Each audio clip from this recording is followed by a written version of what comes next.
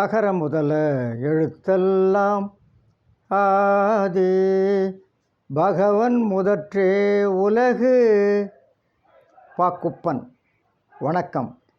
இன்று என் கதறல் வாங்குவோம் நாலடி.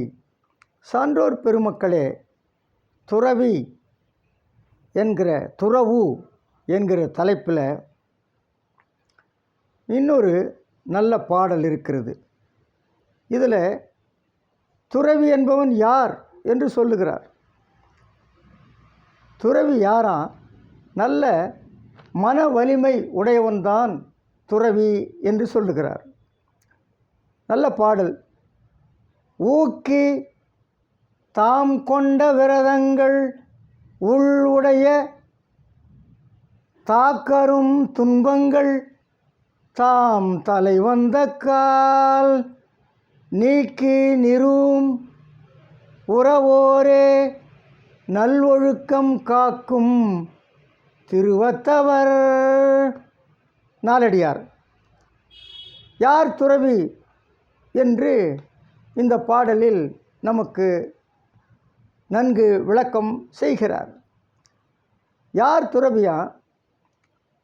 ஊக்கமுடன் தாம் மேற்கொண்ட நோன்புகள் கெடும்படியாக தாங்க முடியாத துன்பங்கள் தம்மை வந்து சேர்ந்தாலும் அந்த துன்பங்களை நீக்கி நோன்புகளை நிலைநிறுத்துகின்ற மன வலிமை உடையவரே துறவிகள். மன வலிமை உடையவரே துறவிகள் என்று சொல்கிறார். அவங்க தான் சிறந்த துறவிகளா? யார்? மன வலிமை உடையவர்களா? எப்போ? நோன்புகள் அவர்கள் இருக்கும் பொழுது அந்த நோன்புகளை பாழ்படுத்துவதற்கு, நோன்புகளை கெடுப்பதற்கு துன்பங்கள் வரும், தடைகள் வரும்.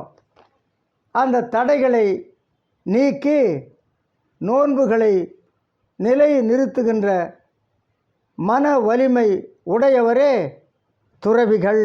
மன வலிமை உடையவரே துறவிகள் என்று மிக அழகாக சொல்லுகிறார். ஒரு நோன்புன்னா தடைகள் வரும், துன்பங்கள் வரும். ஐயோ வந்துடுச்சே, உட்காந்துடக்கூடாது. அந்த துன்பங்களை நாம் நீக்க வேண்டாம், நோன்புகளை நிலைநிறுத்த வேண்டாம். வள்ளுவர் கூட சொல்லுவார், இடும்பைக்கு இடும்பை படுப்பர், இடும்பைக்கு இடும்பை படாதவர்னுவார். துன்பத்தை கண்டு கலங்காதவர்கள் என்ன பண்ணுவாங்களாம்? அந்த துன்பத்திற்கே துன்பத்தை கொடுத்து வென்று விடுவர். ஆக துன்பத்துக்கே துன்பம் கொடுப்பானா. இப்படிப்பட்ட மனநிலை துறவிக்கு வேண்டும்.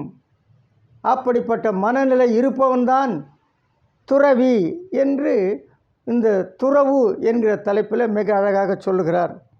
ஆக துறவிக்கு மன வலிமை வேண்டும். இதிலிருந்து இதில் இப்படி நம்ம நோன்பு இருக்கிறோன்னா இருக்கணும். இடையில இல்லைன்னு முடியலப்பா அப்படி சொல்லக்கூடாதா? 3 சாமியாருங்க பேசா நோன்பு இருக்க முடிவு பண்ணாங்க. மாலை 7 மணி அகல் விளக்கு ஏற்றி வச்சுட்டாங்க. என்ன பேசிக்கிட்டாங்க? இரவு 10 மணி வரைக்கும் நாம் 3 பேரும் எந்த சூழலிலும் நாம் பேசிவிடக்கூடாது, பேசக்கூடாது. நாம் பேசாமல் இருக்க வேண்டும். பேசா நோன்பு.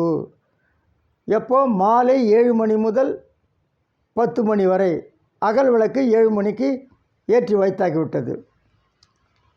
9 மணி ஆச்சு. அந்த திரியினுடைய ஒளி கொஞ்சம் மங்க ஆரம்பிச்சுது, குறைய ஆரம்பிச்சுது. ஒரு சாமியார் சொன்னார், அப்பா திரி கருகுதுப்பா அப்படின்னாரு. இன்னொரு சாமியார் சொன்னார், மணி 9, 10 ஆகலை. இன்னொரு சாமியார் சொன்னார், எண்ணெய் ஊற்று அப்படின்னாரு. 3வது சாமியார் சொன்னார், நீங்கள் பேசிட்டீங்க. நன்றி, வணக்கம்.